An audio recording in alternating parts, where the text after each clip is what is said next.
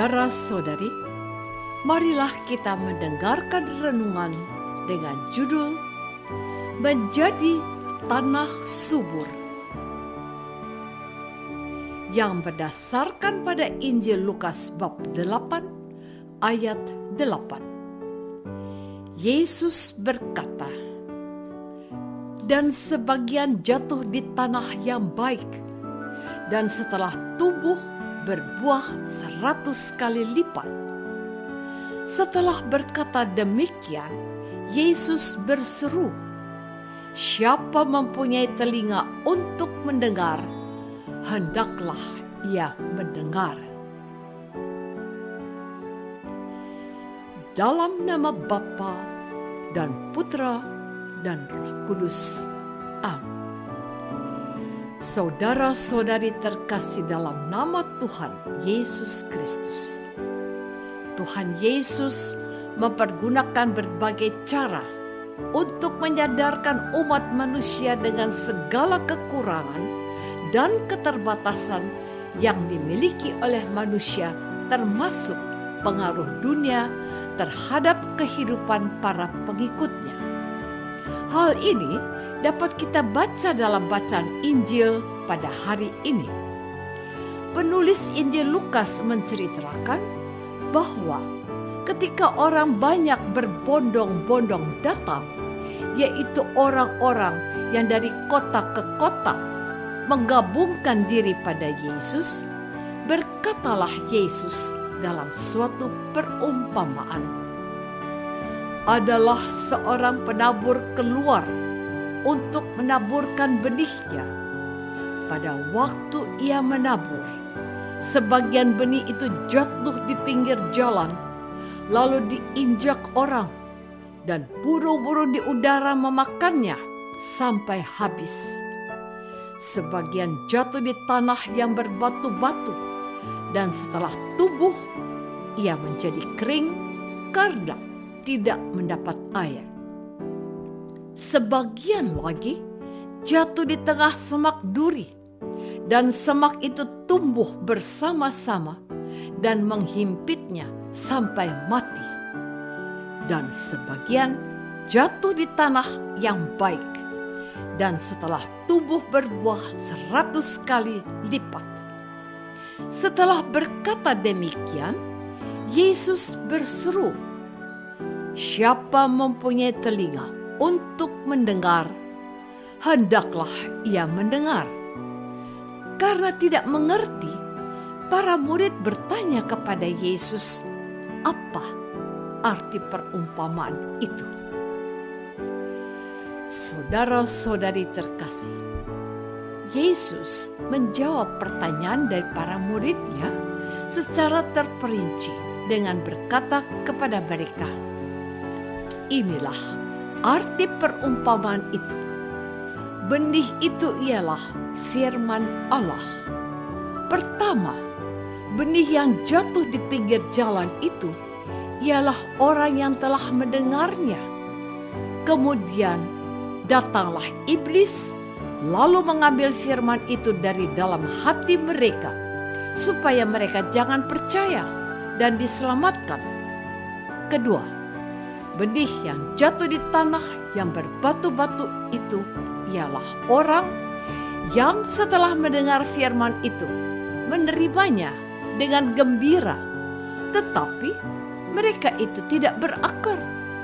Mereka percaya sebentar saja, dan dalam masa percobaan mereka murtad. Ketiga, benih yang jatuh dalam semak duri ialah orang yang telah mendengar firman itu, dan dalam pertumbuhan selanjutnya mereka terhimpit oleh kekhawatiran dan kekayaan dan kenikmatan hidup, sehingga mereka tidak menghasilkan buah yang matang. Keempat, benih yang jatuh di tanah yang baik itu ialah orang yang setelah mendengar firman itu menyimpannya dalam hati yang baik dan mengeluarkan buah dalam ketekunan. Saudara-saudari terkasih, hati kita ibarat tanah. Karena hati kita ibarat tanah, maka kita membutuhkan air. Tanah tanpa air tidak akan menghasilkan apa-apa. Dengan demikian, air menjadi sesuatu yang sangat penting supaya tanah bisa menghasilkan sesuatu.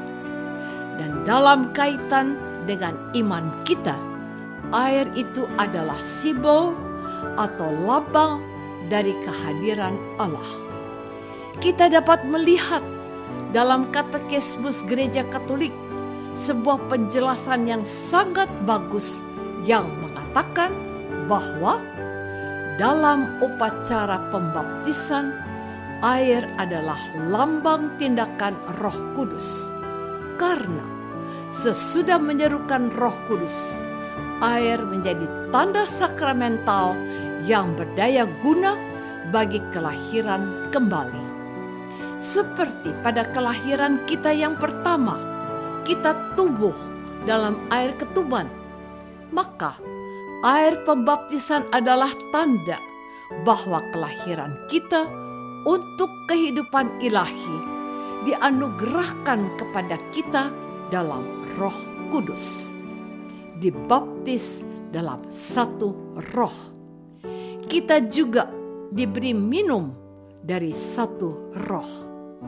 Jadi roh dalam pribadinya adalah air yang menghidupkan, yang mengalir dari Kristus yang disalibkan dan yang memberi kita kehidupan abadi. Maka kita pun dapat melihat bahwa air seringkali digunakan oleh gereja dalam upacara resmi yang bersifat sakramental maupun non-sakramental.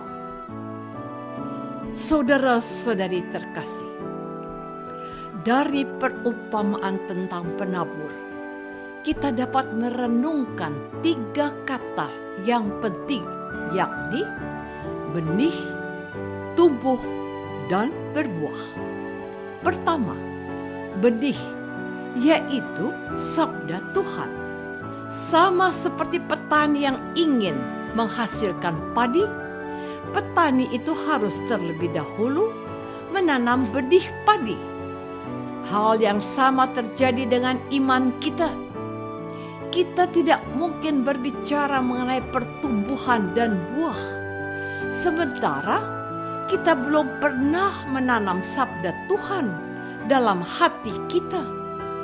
Karena itu, kita pertama-tama hendaknya membaca sabda Tuhan atau mendengarnya dengan pergi ke gereja pada hari Minggu atau hari lain, dan di masa pandemi COVID-19 kita bisa ikut misa online.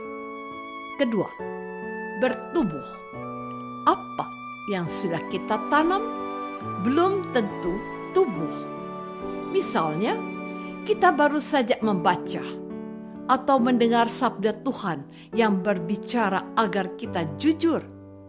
Namun, setelah beberapa jam atau beberapa hari kemudian, kita berbohong.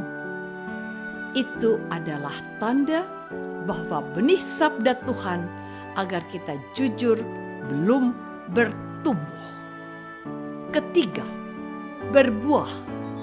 Benih itu tidak mungkin berbuah tanpa melewati pertumbuhan. Dengan demikian, menghasilkan buah tidak bisa dilepaskan dari tahap pertumbuhan. Apakah selama ini kita sudah berusaha agar hati kita menjadi tanah yang subur untuk bertumbuhnya sabda Tuhan sampai menghasilkan buah? Marilah kita berdoa. Tuhan Yesus Kristus, Engkau mengenal isi hati kami. Kami terkadang menjadi tanah berbatu-batu atau menjadi semak duri. Bantulah kami umat-Mu supaya kami berusaha agar hati kami menjadi lahan yang subur untuk bertumbuhnya sabdamu, sampai menghasilkan buah-buah kebaikan. Doa ini kami persembahkan dalam nama Yesus, Tuhan dan pengantara kami. Amin. Semoga kita semua selalu dinaungi dan dibimbing oleh berkat Allah yang Maha Kuasa, Bapa dan Putra dan Roh Kudus. Amin.